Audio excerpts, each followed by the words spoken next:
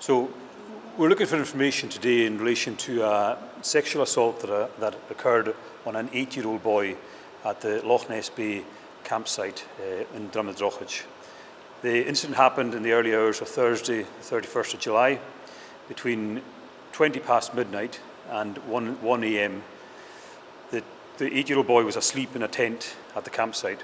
His parents were asleep in the tent next to the boy. At that time, a male who is unknown to any of the family has entered the tent of the 8-year-old boy and has assaulted him. Shortly after, or at the time, the father has overheard the incident, has come out and has seen the man walking away from the tent. The man is described as being 35 to 50 years of age, 5'10" approximately, white male, and with a 5'10", and with he was bald on top of his head. He was last seen walking away into the campsite in the darkness. And today we're really looking for the public to assist us with the information to try and develop what we know. We're looking for anyone who's seen anyone acting suspiciously before the incident or after the incident, bearing in mind that somebody may have been present in the hours before or in the hours afterwards. If anyone has been in the campsite, has seen anything, we'd like to hear from them. If anyone has been passing on the 82 nearby, we'd like to hear from them. If there's any dash cam footage, again, we would be interested in all that information. So we don't know where he's from. We do know he spoke English, but we don't know whether he was a UK national or whether he was European or any other foreign national. How do you know he spoke English? So when the father when the father came out, he asked the man what he was doing. The man has spoken back to him and then walked off. So the family were there on holiday.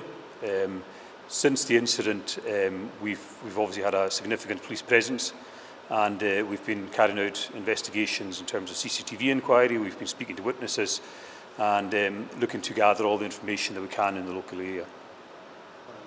So we don't know if the man was staying in the campsite. We're open-minded to that possibility.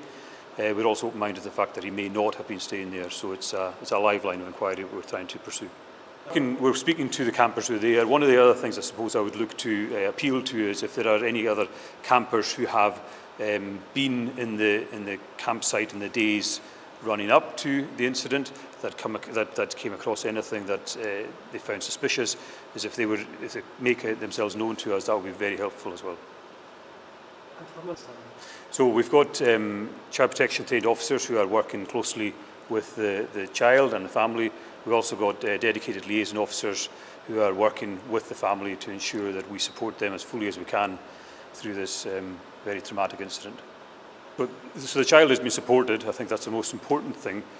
Naturally, the child will be traumatised and upset, and we'll continue to work with the family to support them as fully as possible going forward.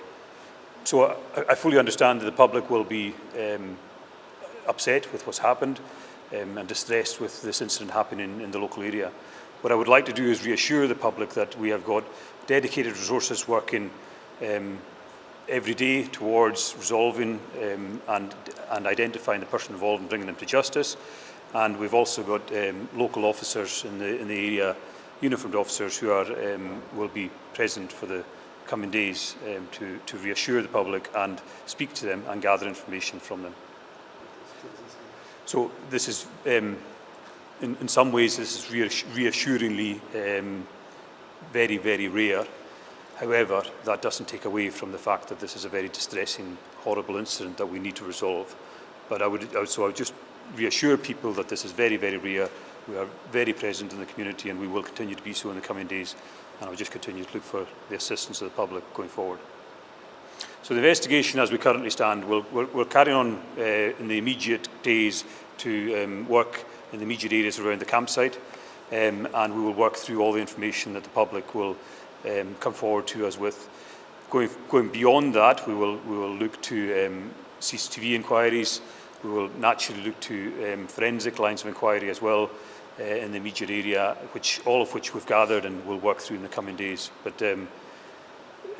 this will hopefully resolve itself in the coming days, but rest assured that it will continue to be investigated until it is resolved, whether it takes a day or whether it takes a week or longer. We understand this is a worrying incident for the public and the community. It is a rare incident for us in this area.